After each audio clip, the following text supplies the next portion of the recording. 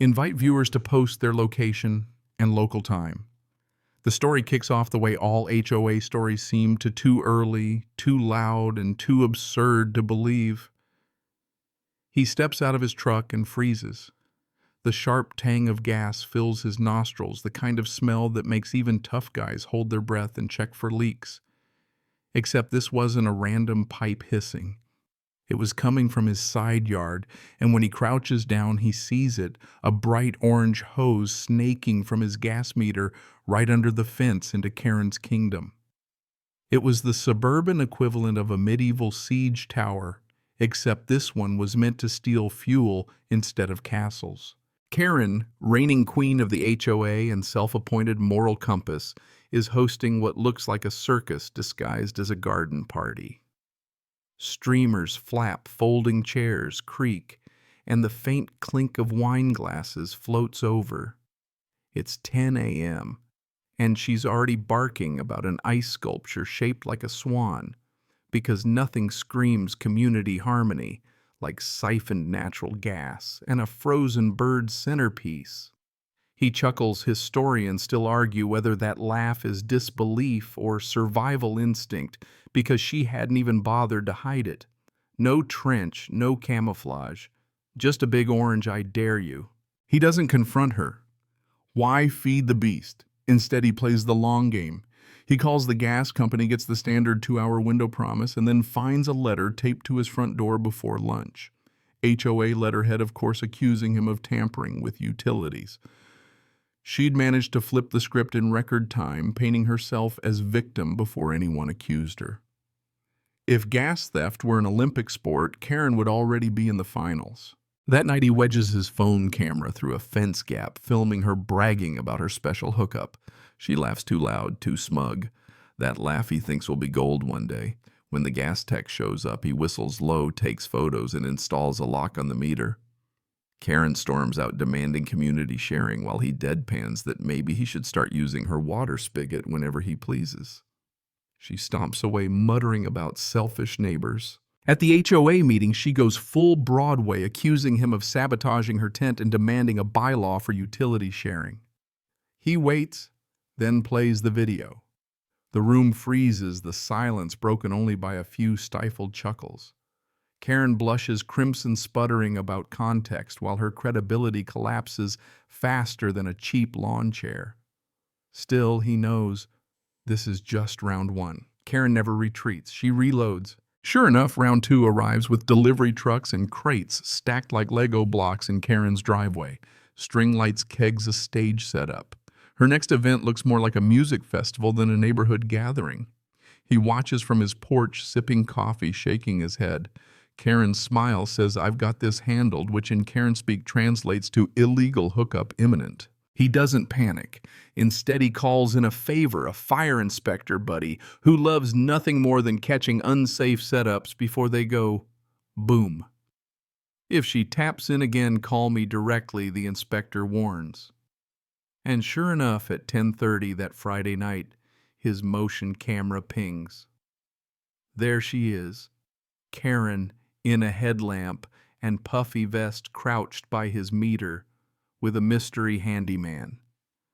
The guy pops the lock clips on another bright orange hose, and Karen mutters, "Once this is hooked up, we're set for the weekend." He records everything, every hiss, every click, every ounce of arrogance. He doesn't intervene. Not yet. A trap works best when baited. By Saturday evening, Karen's backyard glows like Vegas. Heaters line the tent. Music pounds and guests in cocktail dresses clink glasses. That's when the inspectors stroll in. Jackets, zipped clipboards ready, blending into the crowd until they step through her gate. Karen's voice pierces the music. "What do you think you're doing?" They answer calmly, introducing themselves and pointing to the illegal manifold. The heaters wheeze, then die as they shut off the valve. Guests murmur some laugh, and phones are out recording before Karen can shriek harassment. One inspector deadpans, "Ma'am, you did this in front of your guests." That line lands harder than any gavel. Karen sputters, claiming shared community property. Someone in the crowd snickers. "Guess that explains the free heat." The irony stings worse than the cold air rushing in as the heaters go dark. The timing is almost theatrical. Just as the last heater dies, fireworks from the city celebration pop in the distance, lighting up her fuming face. The gossip spreads faster than wildfire. By Monday, half the neighborhood claims she threw wine at the inspectors. Others insist she wept. Historians still argue whether she actually tried to invoke presidential immunity of the HOA. What matters is the picture stuck in everyone's mind.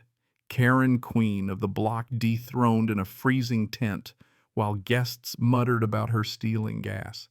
He knows she'll strike back harder, and frankly, he's counting on it. Her retaliation comes quick. 3 HOA violations slapped on his door like junk mail with a grudge. Brown grass oil stains, excessive noise. He laughs, files them under exhibits, and waits. Because Karen isn't content with petty, she's plotting big again. A drone video from young neighbor Ethan shows a fresh trench by her flower bed suspiciously in line with his buried gas line. He knows what she's doing. And when his fire inspector buddy mutters, "You can't stop her stupidity, but you can time the explosion," the idea clicks. He rigs a secret shutoff with a harmless vent that will hiss and puff like Old Faithful. Safe, but dramatic, perfect stagecraft. July 4th is her comeback. The tent is brighter, the heater's hotter, the smugness dialed up to 11. He lets her party roll, then twists his valve. The heaters gasp out guests, shiver Karen storms, and he toggles them back on, twice. By the third time, he leaves them dead cold. Inspectors arrive, this time with off-duty cops, and the crowd watches as the illegal hose is yanked from her flower bed. Cameras flash. Karen screeches. Someone even cheers. The cops issue a notice to appear, and her face is caught on film, red as a stop sign, desperate as a soap opera villain. Court comes swift. He walks in with a binder thicker than a history textbook, letters, drone shots, videos. The prosecutor plays clips, including the news segment with the hiss of venting gas. Karen's defense. She thought community resource sharing applied to fuel. Someone in the gallery snorts so hard the judge bangs his gavel. By the end, she's fined, stripped of HOA power over utilities, and banned from hosting fuel-powered events for 2 years. She leaves silent sunglasses, oversized dignity, undersized. Weeks later, she resigns entirely, claiming personal focus. Neighbors breathe easier. Without her, the block party feels like summer camp instead of a dictatorship. Kids ride bikes, adults chat, no one checks their meter in paranoia. She becomes legend, the gas line lady. Even new arrivals whisper, "Wait, that's her," when she steps outside. And on quiet evenings when the cicadas hum and the air feels easy, he catches himself smiling. Because every retelling, every whispered joke is another firework in the night sky. And Karen, she's just a cautionary tale, still glowing faintly in the neighborhood's memory, like the sparkler that fizzled out long after the 4th of July ended. Now the story slows. The fireworks fade. The tents are gone, and what remains is just the steady rhythm of a neighborhood breathing easier. He walks his yard without scanning the fence line for hoses or trenches. The only hiss he hears is wind through the grass. Even Karen, still lurking in her beige SUV or fussing with her sprinklers, has lost her crown. Without the gavel of the HOA, her voice is just another neighbor's complaint drifting into the summer air. The streets feel lighter. Children draw chalk suns on the sidewalk. Couples grill without checking over their shoulders, and evenings end, not with shouting across fences, but with porch lights glowing steady. That's the quiet victory, not the fines, not the courtroom spectacle, but the return of calm, the way a lake settles once the stones stop being thrown. Karen's story lingers, of course. New residents hear it whispered like folklore. She tapped into his gas line. She lit up her own party with inspectors. The details shift, embellished here and there, but the truth holds steady. Pride and arrogance can turn even the most polished tent into a dark, cold stage.